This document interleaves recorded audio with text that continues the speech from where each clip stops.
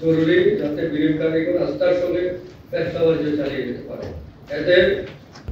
এজন্য মুদ্রানীতি ও রাজস্ব নীতির মধ্যে সমন্বয় রাখা জরুরি বলে আমরা মনে করি।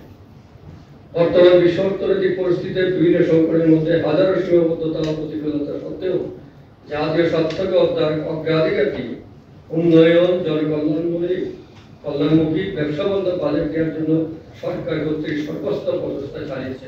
এই জন্য সরকারকে ধন্যবাদ ও কৃতজ্ঞতা জানাচ্ছি। অর্থ বিল এবং বাজেট সম্পর্কিত আয়কর, মূসক ও শুল্ক প্রজ্ঞাপনগুলি পর্যালোচনা করা হচ্ছে। এফবিসির সদস্য সংগঠন থেকে আমরা তাদের মতামত, সেই সংগঠনের মতামত পেলে আলোচনা করে প্রস্তাবিত উপদেশের উপর এফবিসির বাজেট পরবর্তী সুপারিশ সরকারের নিকট উপস্থাপন করা হয়।